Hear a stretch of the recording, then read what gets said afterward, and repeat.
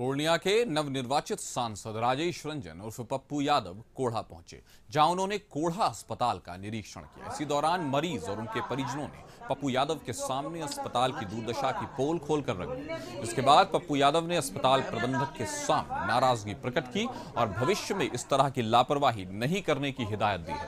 पप्पू यादव ने कहा कि अस्पताल आम लोगों के लिए है, आम लोग यहाँ बड़ी ही उम्मीद से आते हैं, ऐसे में उनकी उम्मीदें नहीं टूटनी चाहिए।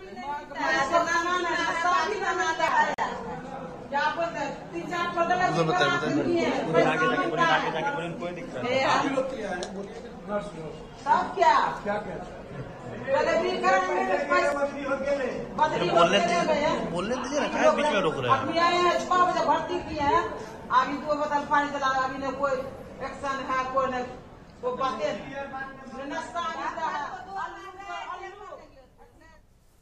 इस खबर पर ज्यादा जानकारी के साथ पूर्णिया से ब्यूरो चीफ प्रफुल्ल झा हमारे साथ जुड़ गए हैं। जिस तरह से प्रफुल्ल पप्पू यादव नजर आ रहे हैं, वो हर जगह औचक निरीक्षण कर रहे हैं, जो उससे जुड़े हुए लोग हैं उनकी समस्याएं और तकलीफों को सुन रहे हैं। ये कह सकते हैं कि पप्पू यादव अपने बिल्कुल पुराने फॉर्म में है और पूरी तरह एक एमपी के तौर पर, सांसद के तौर पर एक्टिव है।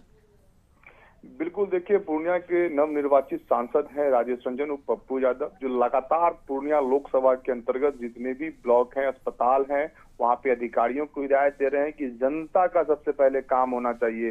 जो गरीब आदमी है उसको परेशानी नहीं होना चाहिए, जो दलाल मुक्त समाज है वो होना चाहिए, भ्रष्टाचार पर लगाम लगना चाहिए। उसी क्रम में पूर्णिया लोकसभा के कोढ़ा विधानसभा क्षेत्र में जो प्राथमिक स्वास्थ्य केंद्र है वहां पे अचानक पप्पू यादव पहुंचते हैं और पप्पू यादव वहाँ औचक निरीक्षण करते हैं।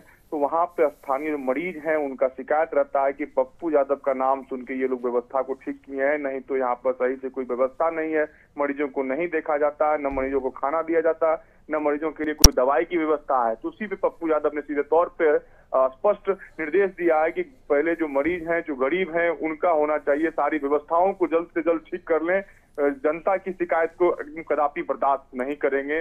लगातार सघन दौरा कर रहे हैं और वही कहा जा सकता है कि पप्पू यादव चुनाव जीतने के बाद जो पुराने अंदाज में थे उसी अंदाज में अब दिखाई दे रहे हैं। कासिम जी, तो पप्पू यादव, जैसा कि आपने भी कहा और मैंने भी कहा कि पप्पू यादव अपने, अगर उनके राजनीतिक सफर को देखा जाए तो वो इसी तरह के एक्शंस के लिए मशहूर रहे हैं, प्रसिद्ध रहे हैं। तो कहीं ना कहीं प्रफुल्ल ये कह सकते हैं कि पप्पू यादव के इन चीजों से, उनके इन एक्टिविटीज से, उनके सक्रियता से जो आम लोग हैं, जैसा कि आपने कहा कि पप्पू यादव ने कहा कि आम जन के लिए होता है अस्पताल, तो क्या उनकी जीवन को वहां आसान बनाया जाएगा जो पप्पू यादव का संसदीय क्षेत्र यानी पूर्णिया है?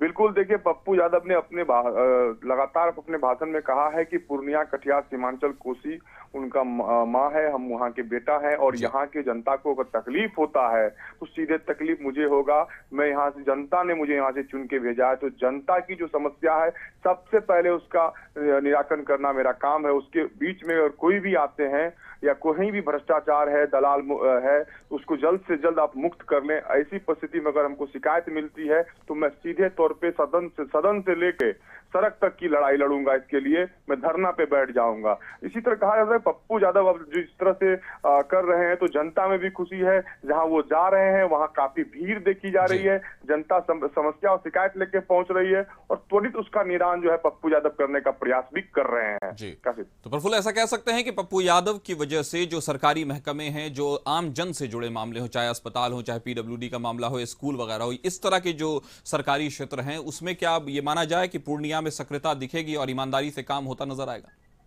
देखिए, मेरी जो बात है वो नवनिर्वाचित सांसद पप्पू यादव जी से हुआ था। उन्होंने स्पष्ट तौर पे कहा है कि जिस तरह से हर कार्यालय में भ्रष्टाचार है उसको पहली बार वो जाके औचक निरीक्षण कर रहे हैं, समझ रहे हैं, उनके फाइलों को देखने का प्रयास कर रहे हैं और पहली बार वो हिदायत दे रहे हैं। अब हम 3 महीने के बाद जब इसकी फिर से इसकी औचक निरीक्षण करेंगे तो अगर इस तरह की शिकायत मिलती है तो फिर लड़ाई जो है वो सड़क से सदन तक की होगी और किसी को नहीं बख्शा जाएगा, चाहे वो कोई हो।